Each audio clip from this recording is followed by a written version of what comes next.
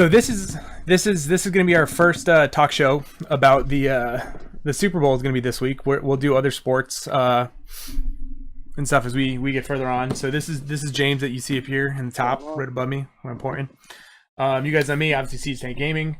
And we're going to discuss kind of the Super Bowl matchup for this week and go over both the teams, the players, and what we think is going to happen. So James, what do you think is the biggest part of this Super Bowl? I think it's honestly going to be the quarterbacks and then the defense, which I know sounds like an obvious statement, but I'll kind of explain why I'm going to say that. It's because the quarterbacks, you've got Tom Brady, who some people, not me obviously, some people though claim he's the greatest of all time, and you can make that argument. Sure. He's got 5 Super Bowl rings. This year he had 32 touchdowns and only 8 interceptions. And that's kind of common for him, is getting 30 plus touchdowns, 4,000 yards. This year he had almost 4,600. And that seems to be a recurring thing for him. Yeah, I mean, that's kind of at this stage a run of the mill season for Tom Brady. And I think, though they're very obvious points that you bring up, I mean, obviously the quarterback and the defense, the quarterback, it's got to be the most important position in sports. I know you hear that everywhere. But it's really because it is true. I mean, they are the captain of every decision that's pretty much made on the field throughout the game from start to finish. And it is going to come down to, in my opinion, is Tom Brady going to be able to pick apart that pretty vulnerable Eagles defense? They're a solid D. They can pressure the quarterback without blitzing. But, Brady, if there's anyone that can pick apart that defense, if you go back in some of the game logs and look at some of the quarterbacks that Philly's played, they've been picked apart by quite a few quarterbacks that aren't at the caliber that Brady's at. So, and I think the Patriots are going to be healthy. It sounds like Gronk's trending in the right direction, and he's pretty much uncoverable. It's outside of a couple safeties in the entire league. And you got Amendola stepping up. You have Hogan. And you got the running backs out of the backfield, which is one of the weaknesses, if I'm not mistaken, of the Philly defense. So I think it's going to come down to... Actually, that's the one place you are mistaken. Okay. Everything else you said was almost perfect. So the Eagles right now, I'm looking at their stats. I know you don't have it on your screen because you're in your car. But the Eagles defense for rushing is first in the league through the regular season. Yes. They're first against rushing. But what I was indicating when I was referring to the Pats running back is their pass catching ability. I'm not sure if you can, it's probably like an advanced statistic, but if I'm not mistaken, they struggle against coverage out of the backfield. So you get a James White, going off into the flat or doing a little hook route, or you got Dion Lewis, or, even Rex Burkhead. He's going to be healthy, I think, at this point for this game. And we haven't seen him in the playoffs really much at all. So Brady's going to have all the weapons. I just don't know if Philly can stop him. And Foles obviously going up against a weaker overall defense in the Pats. There definitely can be beat in a bunch of areas. But I think Belichick, and I think that's the greatest difference in this entire game is the coaching. And Belichick's, he'll give up some yardage. And I don't think that Philly's going to be stymied and not be able to move the ball. But I do think Belichick's going to control that red zone area. And I don't think Philly's going to be putting up a ton of points. So if the Pats get over, 24 to 27 points. If they score above that, I think they're going to be in real good shape. But and that's a good point, especially what you brought up about James White catching out of the backfield. I mean, during the regular season, I'm looking at stats here. He had 56 receptions for 430 yards. Keep in mind, he's not a full-time back. He's playing. Down. Well, he's not out there every down like some of these guys play. He's their fourth running back for rushing, so they don't use him for rushing as much, but he is their number one catching. But it's funny, they don't use him for rushing a lot. But who got that rushing touchdown last week against the Jags? If I'm not mistaken, I think James White rushed that one in off to the left side. It might have been White. I can look in the stats and figure it out. But yeah, so that's going to be a good thing. The Eagles' defense overall, though, is 4th. They're 17th. They're 17th against the pass. And 4th against the run. Which obviously is Brady's strong point there. And the Patriots actually passed for 68% of the plays that they're on offense. So one of the highest. But with Tom Brady, you can't expect him to do anything else, especially when, they still do throw in a running play every now and then. And even some of their passing plays that are just short 1 yard passes to a running back where the guy then runs for 25 yards. So they've got a good offensive line, and they play a lot of trick plays lately. They had both those trick plays last week. They had the flea flicker, which was fantastic to watch because you never see they that. Bust it out once a year or twice a year. They pull out one of those kind of special moment plays when they need something, and it seems to always work for them. Obviously, they practice it, and it's an important play for them when they need it. And we'll see. Maybe they have another one up their sleeve, for the Super Bowl if they're in a position where they need to use it. But I mean, the Pats do have a solid line. But Brady's been hit, I think, the most he's been hit and sacked the most he's been sacked this year compared with his past few years. And definitely. The scary thing is that the Eagles, their strength is that defensive front without pressure even. So, I mean, you got Fletcher Cox, who's one of the best pass rushing D tackles in the league. So it's going to be a challenge. You're probably going to have to double team Cox, and we'll see. We'll see what they can do. They're going to get pressure on Brady. I would be surprised if they don't, but I think... Well, that's the only way that you can beat the Patriots. You have to push Brady. That's literally the only thing that any team can do. If you don't put pressure on Brady, you're not going to win the game. They're going to have to hit, at the very least, hit him and get in his face. So they may not... That being said, I think the bigger the quarterback quandaries here isn't going to be Brady. It's going to be Nick Foles. I mean, you're literally putting a backup quarterback in the Super Bowl. Against the Belichick defense. It'll be interesting. Yeah, I mean... You know what you got with Brady. He's going to come out. He's going to come out firing. He may hit a lull here and there, but I feel like every big game, he just gets into his zone at some point. I mean, go back a few years to that Seattle Super Bowl. Brady was kind of having a rough game, and then he completed 17, 18 passes in a row. Go back to the Falcons game. I mean, we all saw that one, and he became a man possessed. So, and the Jags game, even the Jaguars, he was okay in the beginning, but he just gets into that groove and he goes into like turbo Brady mode, and it's kind of scary. So I think Brady in the fourth quarter is one of the most dangerous quarterbacks in the game, especially if he's behind, because he's going to be able to drive it downfield. Yeah. And if you give him 2 minutes in any game, he can score a touchdown every time. It's true. I mean, you look at it, I think the Pats might have been one of the highest scoring defenses at the end of the first half and the beginning of the second half, which is kind of like been their trend over the past several years now with the deferring of the kickoff and all that. But I mean, it's I think the single biggest point though for the Patriots is that Brady has to stay healthy and mobile throughout the entire game. If he gets hurt at all, hurts an ankle or anything like that, even slows mobility down, he's going to be screwed. But outside of that, they have to get Rob Gronkowski back in the game if they can. He had over 1,000 yards catching and 8 touchdowns in the regular season, and he had 1 or 2 in the playoffs too before he got injured in the second game they played. If he isn't in the game, that changes the Patriots' game plan 100%, and it makes it so much easier for the Eagles to say, okay, we're going to cover Deion Lewis, we're going to cover Brandon Cooks, we can double Brandon Cooks, we can use our linebackers to basically take out any of their backs. They can put man on man there if you don't have to worry about Gronkowski. I mean, well, obviously if Gronk's not in there, it changes so much for the Pats. But I do not think the Eagles D would be able to man up with their backs with linebackers, because that's a mismatch. Because what the Pats will do, and we see it all the time. And again, you got to it's just the coaching, man. I mean, you got to give McDaniels credit, but it always comes back to Belichick. He's going to find, or Brady even, because Brady is so damn smart on the line. He'll move those backs out. He'll move them in motion. He'll identify where the man coverage is, not where it is, but if it's man coverage or if it's zone, and he's going to pick on the weakness. And a linebacker on a James White or a linebacker on Deion Lewis is one hell of a tough cover. So we'll see. I don't know if the Eagles would. I mean, sometimes you're forced to just man up against the back, and if it's a linebacker, Brady will try and exploit that. But I like your point. Going back to Nick Foles, is he going to be a key? I think you kind of highlighted an important thing because, like you said, it's a backup coming into a Super Bowl. He's played pretty well throughout this playoff stretch, but again, he's Nick Foles. He's a backup. I mean, obviously Carson Wentz came in and took the job. He earned it because he was phenomenal this year until he went down. But is Nick Foles gonna play?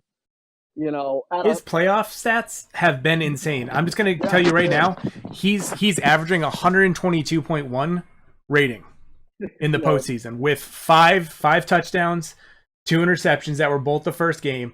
And the big thing there is even if he doesn't throw the interceptions and they fumble, the Eagles defense and well the Eagles in general are plus 11 yeah, on the regular season versus the Patriots plus 6. So they're both teams that hold on to the yep. ball well. And if Nick Foles doesn't throw up a interception, then it's going to be a real tough game for the It Patriots. should be a tough game. I mean, it should be a tough game. If Nick Foles doesn't come in and kind of, you know, crap his pants, so to speak, it should be a tough game. I mean, the Eagles are no joke. They just went through the Minnesota Vikings like a hot butter through knife. I mean, they beat the crap out of that team, and that's a talented and a pretty well coached team. So you got to. I mean, I talk about the coaching being a huge difference, and it is, but Peterson's done a nice job losing his MVP quarterback. Essentially, he was in the running for the MVP for sure. But I think the big take for the Vikings game is that you have another quarterback who's not really a starter. But you're right. He isn't. You're right. He is and he isn't. But the big thing about that is the Eagles came out flat against them. If you remember the first quarter before the touchdown, it was 7-0, and they looked unstoppable. It looked good Against the Eagles, and then they had that interception for the pick six, and that's where everything shifted. That's where the game was like, crap, the game changer. And then you kind of had to put the ball in Keenum's hands, and you can't do that against the Patriots though. If you do that against the Patriots and you come out flat, it's going to be 21-0 by the end of the first. If the Eagles come out flat, it's probably going to be a coasting Super Bowl. Honestly, I think this Super Bowl, it could be an absolute stomping by the Patriots. If there is a blowout on any side of this thing, it's going to be the Pats just taking advantage of the Eagles. They have to come out. Maybe not fast, but they have to come out and at least move the ball, have some sustained drives. They have to move the ball against this Pats team, because if they give Brady a 14-0 lead, I don't see Nick Foles clawing back from a big deficit against this team. I just really don't.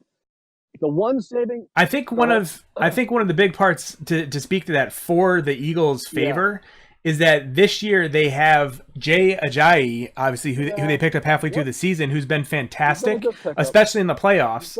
But you have LeGarrette Blount, who's good for 3 yards, give or take, in any scenario. Obviously, if the Patriots get him behind the line, but besides that, if you remember him as a Patriot, obviously they remember what he can do. He's a big back whose legs keep moving, and unless you can trip him up in that backfield real early, he'll run through a lineman for 2 yards almost every time. A tough tackle. I mean, that trade was a nice little trade because it diversifies their backfield quite a bit. Because before you just had Blount, you have Clement, who's more of a pass.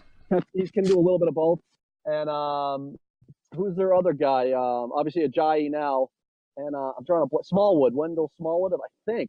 I don't even know if he's been playing much, actually. Hey, I can tell you. Give me one second. Ajayi can do a little bit of both. He can catch out of the backfield. We've seen it a little bit in the playoffs and towards the end of it. It is Wendell Smallwood, by the way. Yeah, and he's more of he can do a little bit of both too. But Ajayi is probably more talented than all of them in the running game, and he can mix in the pass game. So you don't know when Blount's in there. You know he's either just blocking or he's gonna rush. When Ajayi's in there, they could mix it up a little bit. They could dump it off to him, and he's quick enough, fast enough to break a big play out of the backfield, catching the ball too. So that was a nice pickup. And he's familiar with the Pats D, obviously coming over from the Dolphins, and Blount knows the Pats system a little bit. I don't know if that's going to mean too much, but at least he knows he can maybe recognize a thing or two once in a while. It can't hurt at the very least, and it should be a fun game. What do you think? I'm kind of intrigued by the Eagles wideouts against the Pats D. So in fairness to, you talk about the Ajayi pickup, obviously that was midseason, but we had the Gilmore pickup, and he came out of the gate kind of struggling. But I almost feel like he's a perfect corner to match up against Alshon Jeffrey, who's that big, long, athletic, but not super fast kind of receiver, which is kind of exactly what Gilmore is. He's that long, athletic. I agree. Kind of that striding type corner who can fight for the ball in the air. He can go up and get it, which is pretty much what Alshon Jeffrey. He's like the countermeasure to Alshon Jeffrey in a cornerback, which is huge. But the thing is, you don't just have Alshon Jeffrey. You got Nelson Aguilar, and also you have Zach Ertz, who is the Rob Gronkowski of the Eagles. He was their leading receiver this year with 74 receptions and just over 800 yards. I love me some Zach Ertz. He helped win. I know. I'm just pointing out the Patriots backfield don't have it, or backfield. Yeah, the Patriots defense, their secondary doesn't have an easy task because you do have Alshon Jeffrey who can stretch the field, but you can man-on-man cover him if you got somebody like Gilmore who's able to. But I think we match up nice against him. But you're right. You got Aguilar. I mean, Butler might have to try and match up with him. Aguilar is quick, fast. He can break a big-time play. And you're right, Zach Ertz has been a friggin' monster this year. I know full well with having him on my fantasy team this year. So he's a beast. I mean, he's a tough cover. And Doug Peterson has done a good job to mix in, getting the ball to all three of those guys. And don't forget, they also have Torrey Smith, who is still a burner. And we saw him break off, a 50-yard bomb last week. So that guy can still fly. And if he gets behind you, Nick Foles can still he can throw the ball behind your defense if you're not paying attention. So I think the Eagles though have just as big of a challenge. Actually, probably a little bit less because they have a better secondary. I'm just gonna put that out there. They're a better defense that's just flat out. But they've got to cover Rob Gronkowski if he's healthy. That's a big if. But if he is healthy, you've got Gronkowski, you've got Cooks, who is able to stretch the field for Brady, which you didn't have prior to this year. They got that big receiver, and then you have Danny Amendola, who didn't have the best season, but when he's there in the clutch, he's there. We've all seen those ridiculous catches he makes while he pulls it off some guy's shoe before it hits the ground, if you recall, and he does that time and time again. He's consistent, he's good. And then you've got Chris Hogan, who could show up and have a career day, or he could be the worst receiver you've seen on the day. Chris Hogan, I think he's still he's been slow to come back from that injury. He hasn't really put a full game together that's contributed a ton. He caught the touchdown, I think, against Tennessee there. But that was it. I mean, he's been pretty quiet. But you're right. I mean, Amendola is just – he stepped up big time.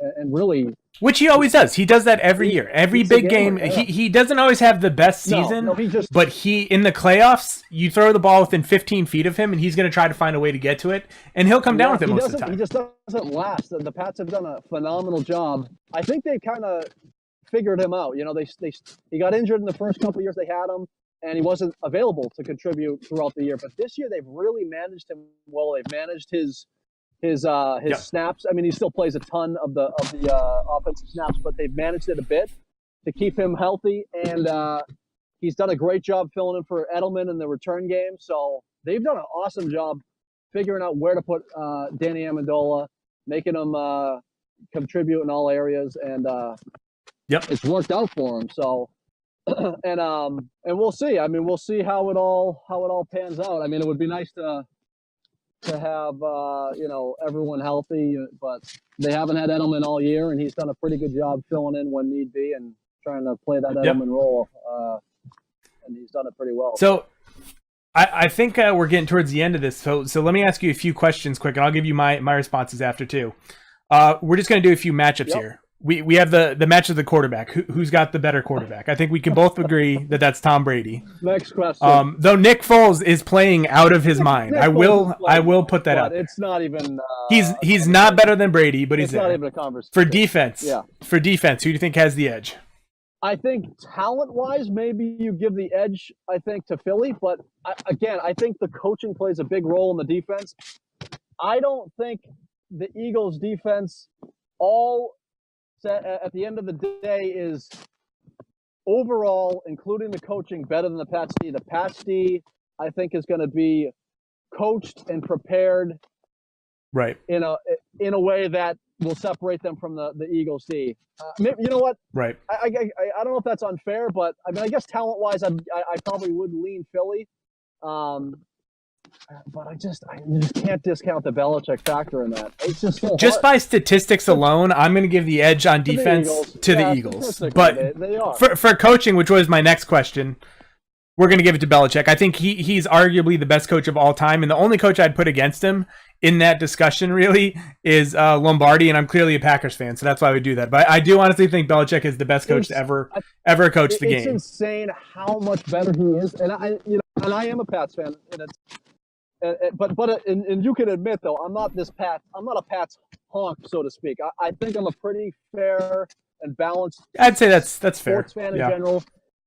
But I swear to God, the difference, I think that's such a big difference with the Pats run is the coaching. You look around the league, sometimes it's painful to watch a game. No one has effing timeouts at the end of the game. They're kneeling the ball with, a minute 10 left in the second half. They're taking it to the half. I mean, obviously that has to do with personnel sometimes, but Belichick he's always prepared. He's never panicking. Every play, every scenario, every situation has at least been practiced. I mean, it's, and I think it's... Not only that, their offensive and defensive coordinators have been there for a long time. That's going to change at the end of this season, it looks like. The continuity has been huge for that team, but Belichick is just... They've been working together for so long. The team of coaches in New England is clearly better. Yeah, the coaching staff, it's not even close. The Eagles do have some good coaching personnel in there with Schwartz at the coordinator. He's been a head coach. He is a great defensive coordinator, really. Yep. Doug Peterson is, I don't know, I think he's kind of just unproven. But in fairness to him, I do think the gap is huge. But he's gotten his team to the Super Bowl with a backup quarterback late in the season. Yep. It's not like Foles has been here for 7-8 weeks. It was with what, 2, 3, 4 weeks? He's done a hell of a job, but I think he's up for a pretty big test. He faced up against Dan Quinn and the Falcons in the divisional round there. We all know what type of coach Dan Quinn is. He kind of crapped his pants and was overwhelmed when the moment got too big for him last Super Bowl. And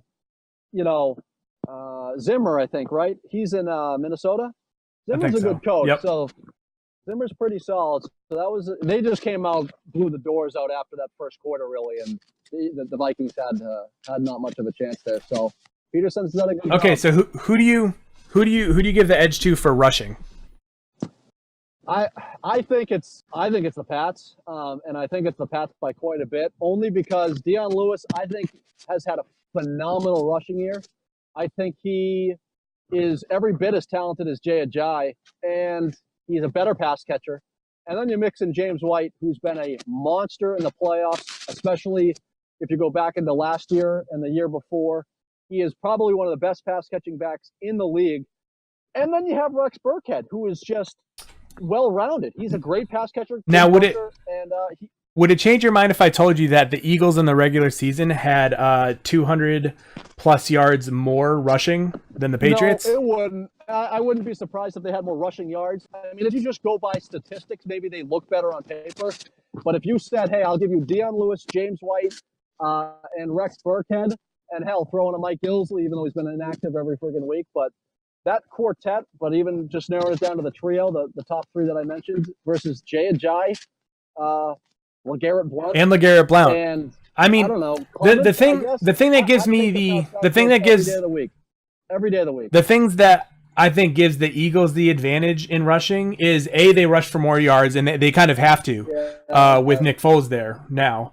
The Patriots rushers are all good, but you never know which one's going to be the good one from week to week. Whereas every week you know that Jay Ajayi is going to be touching the ball 20 times, and that LeGarrette Blount is going to be in any first and goal from the 5 or better.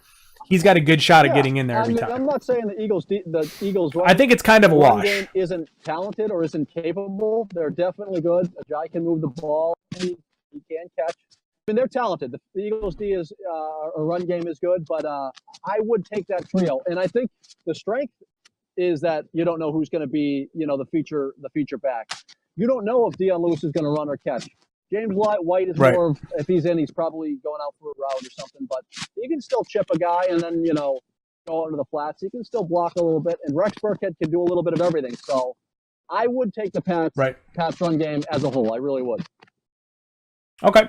That's fair enough. I probably would lean towards the Eagles, but I think they're basically a wash. I think they both have good players who can make big moves. And I think LeGarrette Blount is a tank. And in small yards situations, I would take LeGarrette Blount over not all, but a majority of the backs in the league, including over all the Patriots in a short yard situation. In long yard situation, I would say if you got to stretch the ball and run it outside, the Patriots backs have it because they've got small, quick guys who will get to the outside and start running. And the Patriots did that at the last few plays of the game last week. You could see it happen. They needed to get a first down and they wanted to keep the clock running. They ran the ball to the left side and got like 15 yards in a need to get over the thing to take it away from Jackson. Close the game out. Deion Lewis with that huge run. So, what do you think about receivers? Who's got the edge there? I mean, God, are you factoring tight ends too or no?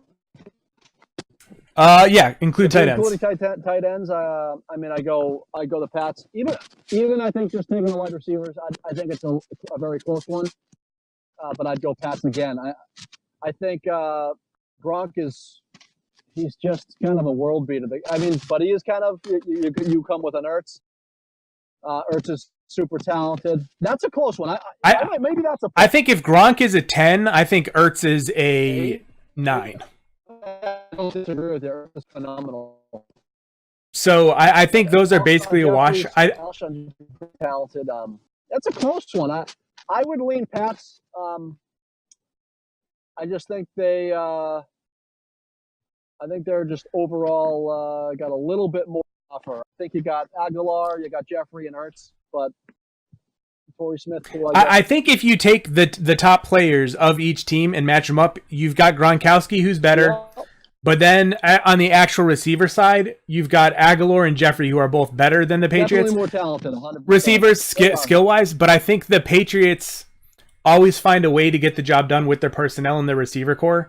And I think that kind of gives the Patriots the edge because you don't know which guy is going to go for big. Amendola is going to come up huge. Cooks should be able to stretch the field, and even Hogan you can throw in there sometimes. So back to the Pats receivers. So yeah, obviously, you got Cooks, Hogan, Amendola. Those are their big four, so to speak. And on the Eagles, you got Ertz, Aguilar, Jeffrey, and Torrey Smith. Torrey Smith after that, yeah. So it's a pretty close one. Cooks is just it's funny to watch him run his routes. He just burns everybody. You saw the pass interference. Some of them maybe a little iffy, but he still at least got in a position to at least make it a tough call for the refs because he's so damn fast. I mean, that guy can burn anyone in the league that's covering him. So we may see a few of the Eagles corners tested by Tom Brady and Brandon Cooks in this game because that is a beatable secondary. I think they'll stretch it at least. They'll stretch it at least once or twice. But they also have Peterson there, who last week showed that if you do try to stretch him, he might jump that route. Absolutely. And he might get that ball and come back. Absolutely. Which I don't think Brady will make that mistake because I think he's a better quarterback, obviously. Yeah. But that's a pretty even matchup. The wide receiver core. Last question, James. What's your prediction for a final score? Who wins this and what's the score? Right, so I talked a lot about it being a tough game, a close game. However, my gut and based on I just think the coaching factor. I think maybe early it might stay a little close, but I think at the end of the day, I think the Pats. This might be the most comfortable Super Bowl we're going to see a Patriot team play in a while. I honestly think we're looking at 31-13. I think it's going to be a pretty easy win. Maybe that's the Patriot fan in me hoping it's that easy, so I don't have to sweat bullets and have to come back from 28-3. But I think I don't think it's going to be. I just don't think the Eagles have enough, and I don't think they have the coaching to make the Pats really work for 60 minutes. So I don't know. I personally think it's going to be a much closer game than that, but I do still get the Patriots the edge. I'm predicting 28-24 Patriots. Okay, yeah, that would be a phenomenal. I hope for entertainment value. Hopefully, it's that because 31-15 might be a little bit of a boring game, but we'll see. It should be fun regardless. You can't hate on on a Super Bowl Sunday, so it should be fun. Yeah. But, All right. Well, I think that'll do it for the Super Bowl 52 matchup, and we'll wait to see how it turns out. we shall. James, thank you for participating on the call, and we'll do more of these. All right, so everybody, thanks for tuning in. We're gonna sign off now. If you want to see more of these, comment below, like and subscribe if you enjoyed this. But hopefully, you guys will give us your thoughts on what we discussed as well. Don't hate too much. This was our first one, so cut us a little slack. Cut us a little slack. We aren't the Mike Felger and Maserati show. So Yet. yeah. Yet. All right. Thanks a lot, guys.